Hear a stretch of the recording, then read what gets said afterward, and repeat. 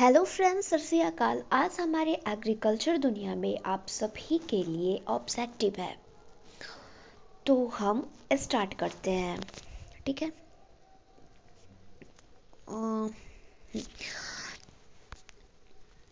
सबसे पहला है, ऋतु के आधार पर फसलों का वर्गीकरण में नहीं आता है। ये नहीं पूछ रहा है कि आता है, इसमें पूछ रहा है कि नहीं आते हैं।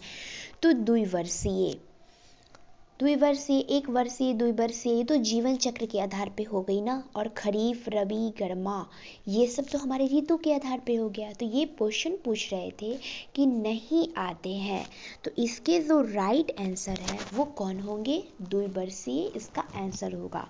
सकरा की फसल में सकरा संग्रहित रहती है, तो कहाँ रहती है? जड़ और तनी में, यानी ए और बी, यानी जड़ और तना। इसका राइट आंसर सी होगा, जड़ एवं तना। और इनमें से कोई नहीं होगा नहीं, क्योंकि यहाँ पे जड़ और तना जो हमारे हैं। तो इसके राइट आंसर तो आपको पता ही है ना, क्या होगा? सकरा, जड़ एवं तना में। अब है, धान का वानस्पतिक नाम क्या है? हमारा अगला क्वेश्चन। और ये मैंने आपको करना ये है कि आपको राइस वाली वीडियो देखनी है या बुक में से आपको पढ़ना है, क्योंकि राइस बहुत इम्पोर्टेंट है। तो आपको लॉन्ग में ये तैयार करना है राइस। ठीक है। वैसे मैंने डाले हुए हैं, तो आप देख लेना। तो धान का बोटेनिकल नाम क्या है? तो कैजनस कैजन किसकी है? तो अरहर की है। जिया मेज किसकी है? तो जिया मेज हमारी मेज की है, यानी कि मक्के की। ट्रिटिकम एस्टिवम किसकी है? तो हमारे गेहूं की है। और उड़ीजा एस्टिवा तो धान की हुई ना। तो यहाँ पे इसका राइट आंसर होगा उड़ीजा एस्टिवा। अब है, धान की गहरे पानी वाले, तो सुधा, जानकी, वैदेही, इनमें से सभी। आपको तो पता ही है कि सुधा, जानकी, वैदेही जो है ये धान की गहरे जल वाले, तो इसके राइट आंसर होंगे इनमें से सभी। अब है, बिहार में गेहूं की सिंचाई यानी समय पे जो बुआई होती है वो कब होती है, उसकी टाइमिंग। तो इसका जो राइट आंसर है वो होगा क्या पता है? 15 नवंबर से 30 नवंबर, यानी कि 15 नवंबर से 30 नवंबर, यानी इसका राइट आंसर ये बी हो जाएगा। ठीक है। अब है, खरीफ अरहर का बीज दर। तो खरीफ अरहर का बीज दर कितना होता है? तो 14 से 15 केजी होता है। अब है, गेहूं मूंग की उन्नत प्रभेद। तो PS16, सोना, सम्राट, और इनमें से सभी। तो इनमें से सभी, क्योंकि PS16, सोना, सम्राट ये तो सब इसकी मूंग की ही प्रभेद है ना, यानी वैरायटी है। तो इनमें से सभी हो जाएगी। और अब क्वेश्चन है कि सूरजमुखी यानी सनफ्लावर की संकुल प्रभेद की सीड रेट यानी कि बीज दर कितनी होती है? तो पता है ना, 8 केजी प्रति हेक्टेयर होती है, यानी 8 केजी प्रति हेक्टेयर संकुल की होती है। किसमें? तो वो होती है हमारी सनफ्लावर में। अब है, जल की आवश्यकता के बराबर होता है। तो जल उपयोग, खपत फर्स्ट, और व्यवहार के दौरान हानि, और फिर है जल उपयोगी खपत और व्यवहार के दौरान हानि। तो इसका जो राइट आंसर होगा वो होगा जल उपयोग खपत, व्यवहार के दौरान हानि, विशेष उपयोग के लिए आवश्यक जल। ये सब इसके राइट आंसर हो जाएंगे। तो इसके राइट आंसर हो गए कि ये डी। तो इसके राइट आंसर हो गए हमारे डी। अब है, धान फसल के लिए जल की आवश्यकता कितनी होती है? तो हम 3rd चैप्टर में पढ़े थे ना, क्या पढ़े थे कि 200 से 300 सेंटीमीटर जल धान के लिए यूज होती है।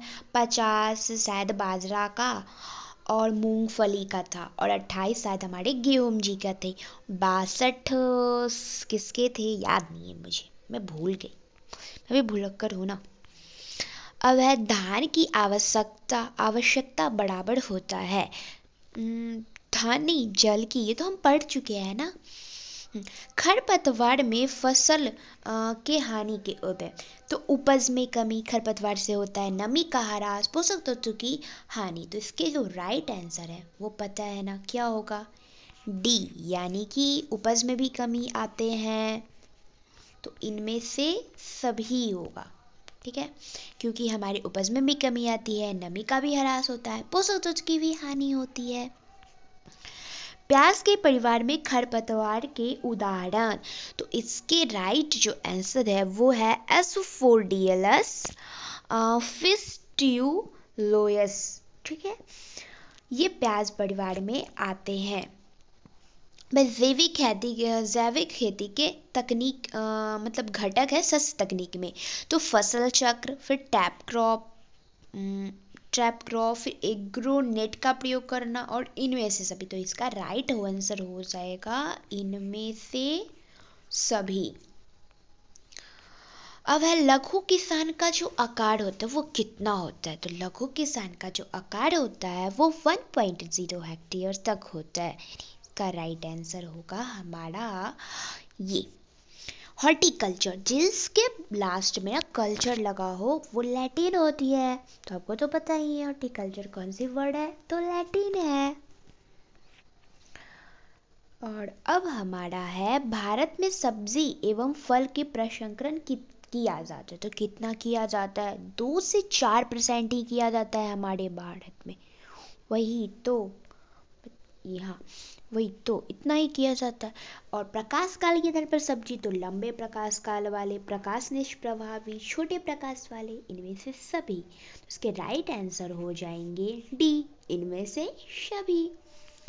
अब है सेब के पौधे की संधाई की विधि। तो कार्डेन विधि और पामेट विधि, ये दोनों विधि से हमारी सेब में संधाई की जाती है। संधाई मतलब क्या होती है? कटाई छटाई। पपीते का उत्पत्ति स्थल उत्तरी अमेरिका होता है। सब्जी के रूप में उपयोगी केले के प्रभेद। अब सब्जी में तो हम कच्चे केले का यूज करते हैं ना, तो उसमें कौन से होते हैं? मुठिया आती है, बंठन आती है। इसका राइट आंसर हो गया मुठिया बंठन दोनों, यानी सी। और मालभोग को हम फल में खाते हैं, यानी पकने के बाद, तो वो सब्जी में यूज नहीं किया जाता है। अब स्ट्रॉबेरी का नेम। तो स्ट्रॉबेरी का नाम क्या है? फ्रेगेरिया अनानास। ओ फ्रेगेरिया अनानास इसका टेक्निकल नेम है। मूली की किस्म, तो जापानी व्हाइट, पंजाब सफेद, पूसा देवी देसी। तो इसका राइट आंसर डी होगा, इनमें से सभी। डहेलिया का अच्छे पुष्पन के लिए प्रकाश की अवधि चाहिए। डहेलिया फ्लावर होती है और इसकी अच्छे पुष्पासन के लिए 12 से 14 घंटे की जरूरत होती है। गुलाब की लाल किस्म हैप्पीनेस होती है। लेमन ग्रास का मुख्य घटक कौन सा होता है? तो वो होता है सिट्रॉल। ये तो हम आपको बहुत बार पढ़ा चुके हैं। द्वितीयक मतलब चयापचय क्या होता है? मतलब द्वितीयक चयापचय क्या होता है? तो वो होता है औषधीय पौधे का। अब है परीक्षण प्रक्रिया में फलों की आर्द्रता तक सुखाया जाता है, यानी कितनी % तक उसकी नमी जो होती है उसको मतलब रखी जाती है और खत्म के, तो वो होती है 18 से 20% तक उसकी नमी को धूप में रख कर सुखाया जाता है। पता है ये 2 तरीके से होता है, एक डिहाइड्रेशन के द्वारा जिसमें बंद वातावरण में सुखाया जाता है, और एक होता है धूप में। तो धूप में सुखाने से हमारी फल की गुणवत्ता कम हो जाती है, पर डिहाइड्रेट क्रिया में इसमें हमारी पौधे मतलब जो फल होते हैं उसकी गुणवत्ता अच्छी हो जाती है, इसलिए वो महंगे बिकते हैं। अब है जन संवाद का उपकरण क्या है? तो जन संवाद का उपकरण कौन सा है? तो जन संवाद का हमारा उपकरण है माइक, स्पीकर, प्रवर्धक, इनमें से सभी। ये 5 चैप्टर में से लास्ट चैप्टर है आपके, इनमें से सभी इसका राइट आंसर हो जाएंगे। यहाँ पे से बहुत सारे क्वेश्चन आते हैं। एंड थैंक यू आप सभी को मेरी वीडियो देखने के लिए एंड सपोर्ट करने के लिए, एंड थैंक यू गॉड को भी, क्योंकि पता है आज मैं ना 6 से 7 बार वीडियो ये बनाई हूँ, पर हर बार कोई ना कोई प्रॉब्लम हो जाती थी, इसलिए कम से कम 2-3 घंटे से मैं बना रही हूँ और बार बार मैं इसमें मेरा गलती हो रहा है।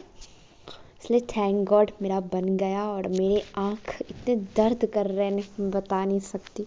बट आप लोग को पढ़ाई करनी है, आप लोग बहुत पढ़िए। मुझे भी करनी थी पर बहुत सर दर्द कर रहा है, सॉरी।